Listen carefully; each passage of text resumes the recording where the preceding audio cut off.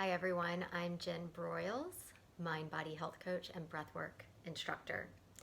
And in today's video, we are going to be talking about how to set healthy boundaries and why setting healthy boundaries is so important to the health of your relationship and the health of yourself. Now, what are boundaries? So, boundaries are the clear limits that separate you, your thoughts, your emotions, your beliefs, your needs from others, right? And they're necessary to have in place in order for you to develop and maintain healthy, authentic relationships. And they're critical to your overall wellness. You know, many of us find that we are people pleasers, we avoid conflict, and perhaps you're an empath as well, meaning you feel the feelings and emotions of others. And perhaps you absorb those and take them on as your own. So it's really difficult to know what's yours and what someone else's. You know, it's great when you're feeling the emotions of people that are upbeat and happy and cheerful, but when you're feeling the emotions of people around you who are projecting anxiety and depression and fear and worry and negativity, and you're an empath and you don't have those healthy boundaries in place and you take that on, it can affect you in a negative way. So we need to learn how to set healthy boundaries to support our relationships and to support our own health and well-being. So what I'm going to share with you today is information that I have taken from a wonderful book called How to Do the Work by Dr. Nicole LaPera, aka the Holistic Psychologist, and a wonderful spiritual teacher by the name of Rose Cole. And they both speak to the power and the need to set healthy boundaries in relationships. And many of us didn't learn how to set boundaries when we were children, right? So you may have grown up in a family that maybe didn't express their emotions, or they overly expressed their emotions, or they expected you to have the same beliefs and thoughts that they did. And if you didn't share those same thoughts and opinions, then that was a threat to your, perceived safety or acceptance. So many people grew up in a family that was engaged in groupthink. So this is how we do things. We don't do things that way, and we believe this. We don't believe that. Maybe you didn't feel like you had the space to express your emotions where they would be accepted and not judged, right?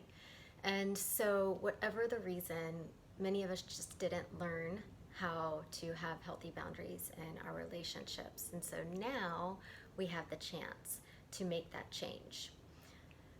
So, according to the book, How to Do the Work, she says boundaries provide a necessary foundation for every relationship you have, most importantly, the one that you have with yourself.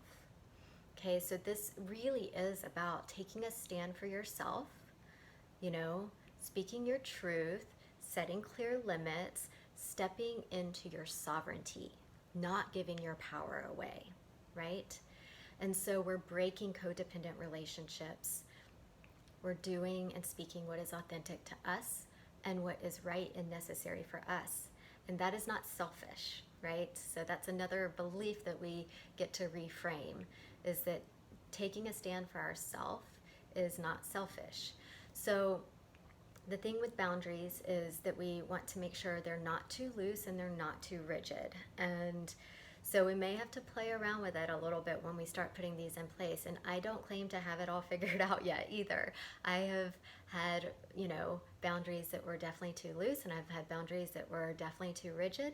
And it's all about finding that happy balance, happy medium. Okay, so the goal is to have clear, firm boundaries and that they're also flexible. So I'm going to give you a breakdown of the categories of boundaries that's described in the book, How to Do the Work, so you can see maybe which categories some of your relationships are falling into. So, rigid boundaries, people that have rigid boundaries may have very few intimate, close relationships. There's a chronic fear of rejection. You have a difficult time asking for help, and you're extremely private. For people that tend to have more loose boundaries, you engage in compulsive people pleasing.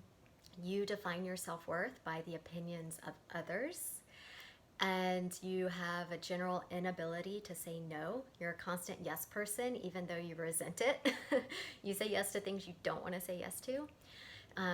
You consistently overshare private information. We need to discern what is appropriate to share and with whom. And you're a chronic fixer, helper, saver, rescuer. You feel it's your need or your mission or your job to rescue someone else from whatever they're dealing with. Okay? And you may find that you fall into both categories in different types of relationships. So I'm going to give you some examples of healthy boundaries that I learned from spiritual teacher Rose Cole. So, number one, you're able to say yes and no authentically, right? And you're okay when others say that to you. And so this means that you stop people pleasing and you stop saying yes to things you don't want to say yes to or that just don't serve you right now. And you're not afraid that saying no is going to let someone else down, or it's going to or if someone says no to you, you don't feel rejected, right? You can say no without guilt or shame, all right? And you can say yes to things that you truly want to say yes to. Number two, you know who you are. You have a strong sense of identity. You're not trying to fit in with different crowds. You don't mold yourself. And you're confident in yourself and your values and your beliefs and your opinions, and you respect the values, beliefs, and opinions of others, right? You're not constantly trying to get people to believe what you believe and see things the way you see them. We see a lot of that in our society today, don't we? Right? And it creates a lot of divisiveness. Number three, you respect yourself. Okay, your inner dialogue, the words you're speaking to yourself is loving and it's compassionate. Your inner critic is silent or very mild. You're not self-judging and you're not shaming. And number four, you expect reciprocity in relationships and you share responsibility and power. So you don't take on other, you're not overly responsible, and you're not passive or controlling or dependent, okay? You know when a problem is yours and when it's someone else's. You don't take on other people's problems as your own, and you recognize and value self-responsibility. You know your wants and needs and feelings, and you can communicate them clearly, okay? You don't allow others to determine what you want or need or feel in a specific situation. You don't tolerate abuse or disrespect. You share personal information gradually and with the right people in a mutually trusting relationship. And you're committed to and responsible for exploring and nurturing your full potential. You don't allow other people's expectations of you to define your potential. So again, this goes back to self-responsibility. You know and respect your limits, both emotionally and physically, and you allow others to define their own limits.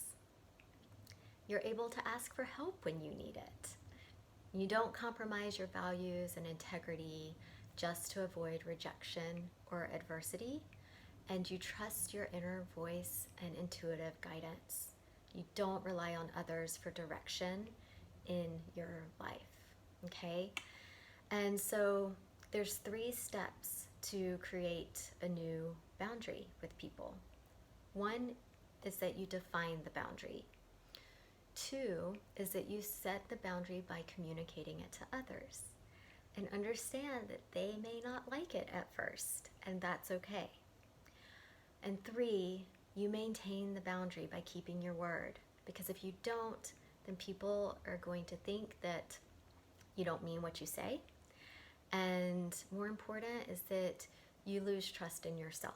Okay, so define the boundary, set the boundary by communicating it clearly, and then stick to it. Keep your word, right? And so, again, super, super important for creating and maintaining healthy relationships and also supporting your overall health and well being. And you're not going to get it perfect at first, trust me, and that's okay. You know, just continue to practice and you know, do the work. So I hope this helps you out in your boundary setting. Love to hear from you in the comments how you set healthy boundaries. Do you currently have healthy boundaries in place in your relationships? Where can you improve? And how this information is going to help you out moving forward. So, all right, thank you. Bye.